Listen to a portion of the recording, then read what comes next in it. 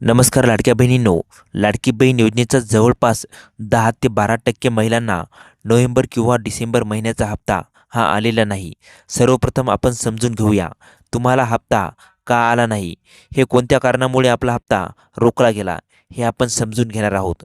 त्यानंतर जर विनाकारण तुम्हाला हप्ता बंद झालेला असेल तर आपल्याला तो हप्ता कशा पद्धतीने परत मिळवता येईल या संदर्भातील व्यवस्थित माहिती आपण या व्हिडिओच्या माध्यमातून समजून घेऊया. सर्वप्रथम हॅलो. नमस्कार लाडक्या बहिणींनो. लाडकी बहीण योजनेचा जवळपास 10 ते रिजेक्टेड रिमार्क मध्ये ई-के-वाय-सी गव्हर्नमेंट एम्प्लॉय म्हणून ऑप्शन देण्यात आलेला आहे. आता याचा आता याचा स्पष्ट उल्लेख असा होतो की तुम्ही सरकारी नोकरीला आहात. आता सरकारी नोकरीला तुम्ही आहात असा उल्लेख आहे, परंतु तुम्ही स्वतः केलेला आहे. कधी ई-के-वाय-सी करत असताना आता कारण हे जे सर्व आहे ते ॲटोमॅटिक डिटेक्ट होतं. कारण ही चूक तुमची नव्हती, कारण की सिस्टम ॲटोमॅटिक घेतलेली आहे. इथे जी सिस्टम आहे त्या सिस्टमने हे ॲटोमॅटिक घेतलेलं आहे. आता ई-के-वाय-सी करत असताना काय चूक झाली होती हे समजून घ्या.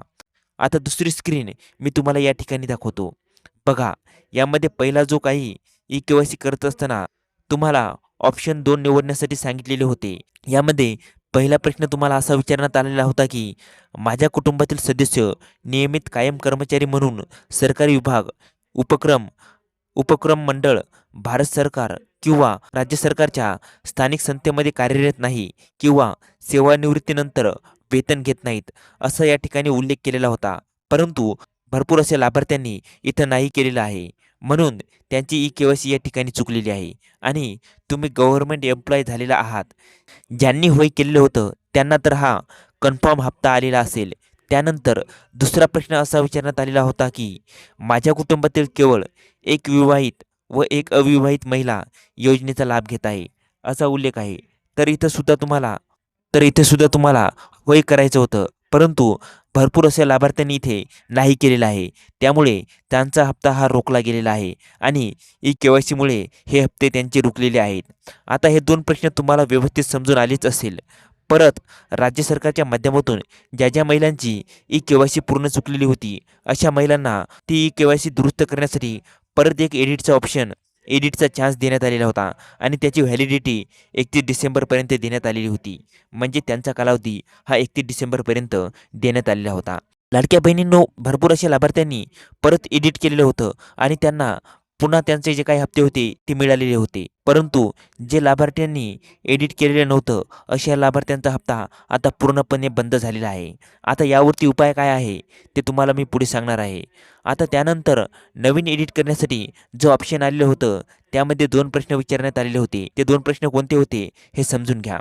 माझ्या कुटुंबातील सदस्य नियमित कायम कर्मचारी म्हणून सरकारी विभाग, उपक्रम मंडळ, भारत सरकार किंवा राज्य सरकारच्या स्थानिक संस्थेमध्ये कार्यरत नाहीत. पहिल्या सुरुवातीला तुम्हाला होय करायचं सांगितलेलं होतं. आपल्या चॅनलवरती जो व्हिडिओ आपण घेतलेला होता त्या व्हिडिओमध्ये मी पूर्ण स्पष्टपणे सांगितलं होतं की होयच तुम्हाला निवडायचं आहे. परंतु जे जे काही लाभार्थी इतरांचे व्हिडिओ पाहून त्यांनी चूक केलेली आहे, अशा लाभार्थ्यांना तो हप्ता होता, जो काही हप्ते होते ते हप्ते मिळालेले नाही. परंतु आपल्या चॅनलच्या माध्यमातून व्हिडिओ पाहून ज्यांनी ज्यांनी ई-के-वाय-सी केलेली होती त्यांचे पैसे हे कन्फर्म त्यांच्या खात्यामध्ये हे जमा झालेले आहेत. लाडक्या बहिणींनो, आता बघा, माझ्या कुटुंबातील सदस्य नियमित कायम कर्मचारी म्हणून सरकारी विभाग, उपक्रम मंडळ, भारत सरकार किंवा राज्य सरकारच्या स्थानिक संस्थेमध्ये कार्यरत आहे, असा उल्लेख आहे. इथं तुम्हाला नाही करायचं आहे. पूर्वी काय केले होते, आता इथे तुम्हाला नाही करायचं होतं. आता इथं परत दुसरा जो ऑप्शन आहे त्याला नाही करायचं होतं. आता त्यानंतर दुसरा प्रश्न या ठिकाणी विचारण्यात आलेला होता की बी नावाच्या माझ्या कुटुंबातील सदस्य नियमित कायम कर्मचारी म्हणून सरकारी विभाग, उपक्रम मंडळ, भारत सरकार किंवा राज्य सरकारच्या स्थानिक संस्थेमध्ये सेवानिवृत्तीनंतर वेतन घेत आहे, असा उल्लेख आहे. म्हणजे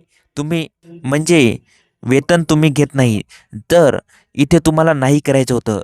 भरपूर असे लाभार्थी आहेत की परत या ठिकाणी तुम्ही चुका केलेल्या आहेत, त्यामुळे तुमचे हप्ते हे आलेले नाहीत. हे तुम्हाला आता समजून आलेलेच असेल. जर विनाकारण तुमचा हप्ता रुकलाय तर आता ई के-वाय-सी करत असताना नजर चुकीने झाली. तुम्ही ई के-वाय-सी करताना ती नजर चुकीने झाली असेल किंवा काहीतरी कारणामुळे तुमची चूक झाली असेल. आता परत या ठिकाणी तुम्हाला सुधारणा करण्याचा ऑप्शन पोर्टलवरती नाही आहे. परंतु एक काम तुम्हाला करायचं आहे. आपल्या पंचायत समितीमध्ये जायचं आहे. आपल्या तालुक्याच्या ठिकाणी काही पंचायत समिती असेल त्या ठिकाणी पंचायत समितीमध्ये जायचं आहे व महिला व बालविकास या ठिकाणी तुम्हाला जायचं आहे. त्यामध्ये तुम्हाला गेल्याच्या नंतर तुमचे आधार कार्ड आणि तुमचा मोबाईल नंबर त्या ठिकाणी स्टेटस पाहून घ्यायचा आहे. सर्वप्रथम नेमका कोणत्या कारणामुळे तुमचा हप्ता हा रोखला गेला आहे त्या ठिकाणी तुम्हाला स्पष्टपणे माहिती दिसेल. ती माहिती तुम्हाला दिली जाईल. आता जर कदाचित तुमचा हप्ता रोखला आहे ते जर तुम्हाला परत मिळवायचा असेल किंवा मी पात्र आहे, मला विनाकारण लाभ मिळत नाही, मी नजर चुकीने चूक केली आहे हे मान्य आहे, तर तुम्हाला त्यासाठी एक अर्ज करावा लागणार आहे. आणि तुमच्या पंचायत समितीमध्ये जेवढे अर्ज येतील महिला व बालविकास विभागाकडे की कोणकोणत्या लाभार्थ्यांना तुम्हाला तुमच्या पंचायत समितीमध्ये अर्ज करायचा आहे. व मित्रांनो, ज्या ज्या लाडक्या बहिणींचे पैसे हे आलेले नाहीत त्यांचे कारण तिथे तपासून घ्या.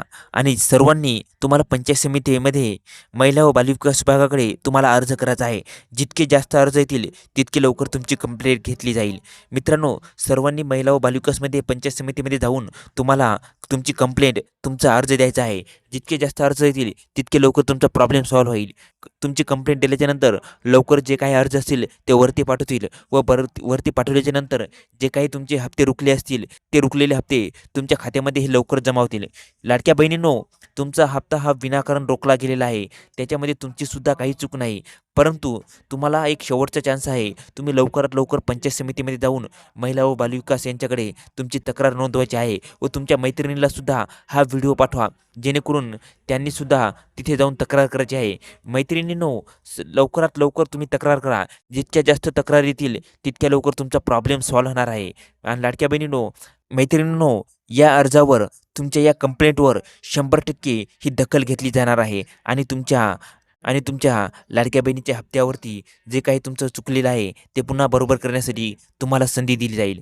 तर लाडक्या बहिणींनो, हा व्हिडिओ जास्तीत जास्त तुमच्या मैत्रिणींना शेअर करा जेणेकरून जास्तीत जास्त कंप्लेंट येतील व कंप्लेंट आल्याच्यानंतर तुम्हाला पुन्हा एकदा एक नवीन चान्स दिला जाईल. तर लाडक्या बहिणींनो, हा व्हिडिओ कसा वाटला खाली कमेंट करून सांगा. आणि याविषयी अशाच आणखी नवनवीन माहितीसाठी आपल्या के मराठी GR या यूट्यूब चॅनलला लाईक, शेअर आणि सबस्क्राईब करायला विसरू नका.